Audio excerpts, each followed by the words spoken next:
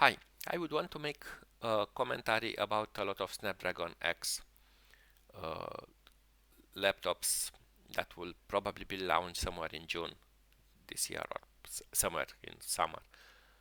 And I really hope, first of all, that ARM succeeds. You can see the same type of news from day to day. And I have some parts. So, first of all, I'm happy, assuming there will exist some ARM CPUs and the software will start supporting them.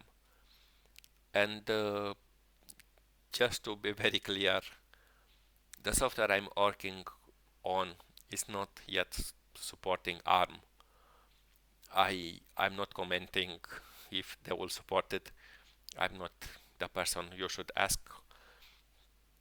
But in general, I would hope that even the software I'm working on would support ARM to give you the option to use an ARM CPU. And the other part which I hear there is a lot of hype, like these are RISC CPUs, the RISC supposedly is efficient. Look what Apple did.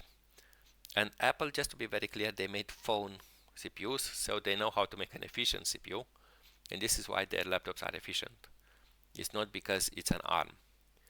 And in fact, for some time, uh, there was a Snapdragon 7C, which is basically a mobile phone, which was offered for laptops. And this one has an equivalent on Intel. And why it's an equivalent? Because they target the same TDP, 7 watts, and this frequency is nonsense from Intel. It is rated from basically from 1.8 to 3.8, so this boost probably is 5 seconds boost, but in general it will be more or less on this frequency, maybe 2.8. And again, with 8 cores, it doesn't have this efficient cores, so in fact ARM should win technically on architecture. But if you'd compare side by side, you see that this is not true. In fact, Intel is at least 50% faster in many benchmarks, but sometimes 2.5 times faster. And there is the talk that maybe the software is not optimized, which is not in some situations, or it doesn't even exist on ARM. And there are cases when, for example, Intel behaves very badly, like in 7-zip, so it beats it just by 50%. But in general, just having a CPU, let's say, more efficient is not warranted because it's an ARM. You can have ARM quite inefficient too. And just to be very clear, ARM can win. So in Geekbench, ARM behaves very well. I don't know how. I'm surprised by their results, but I think they are not cheating. And it beats us on single cores and multi-core or things like that, or it's reasonably close. And there are Geekbenches though where Intel wins, but in general, overall, Intel dominates in most of the tests, minus maybe power consumption. But even in power consumption,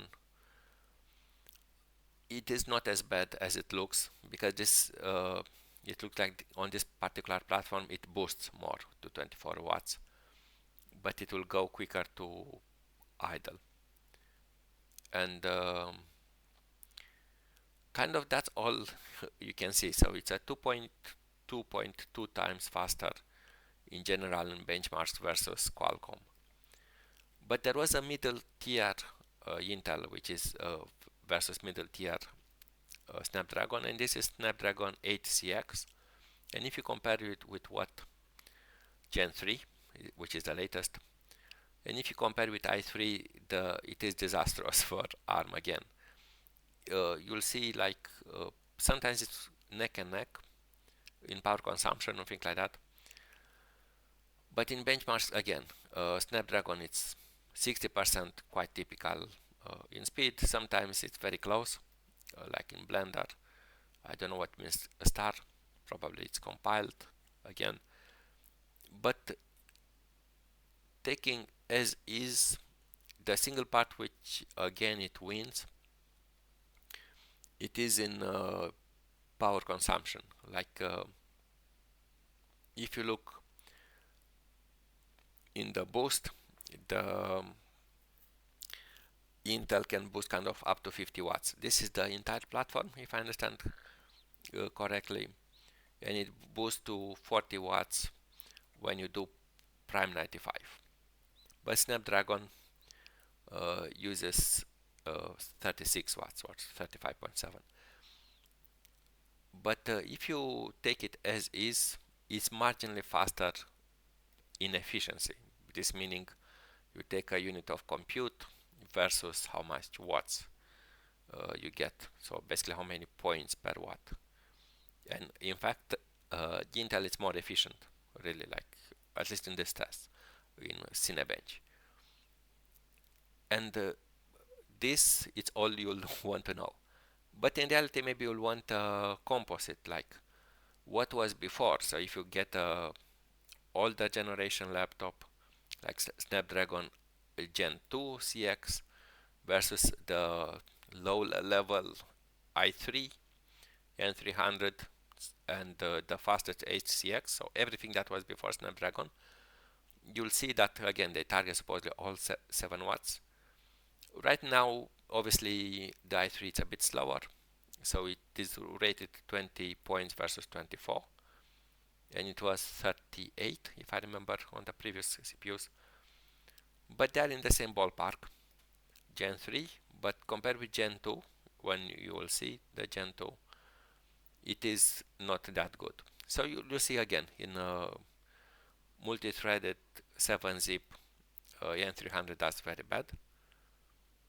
But otherwise, the or in Geekbench does very well. Congratulations. But all in all, the N300, the low end uh, CPU from Intel, that's decent. It's really kind of neck and neck with parts, and even in power consumption, it's not so bad. Like 24 watts, it is better than the Snapdragon X CX Gen 3. And I know there are very few benchmarks with Snapdragon Gen 2, but all I want to say that Intel is not so much behind if you look on a reasonable laptop, and you should look for your needs. And just to have ARM because it's cool, don't buy for the hype. And if you buy an ARM, make sure that your software is supported on ARM. Be it your encoder, your game. If not, I think it's not worth fighting for. It's not that much in power to worth it. Thank you for listening, and bye bye.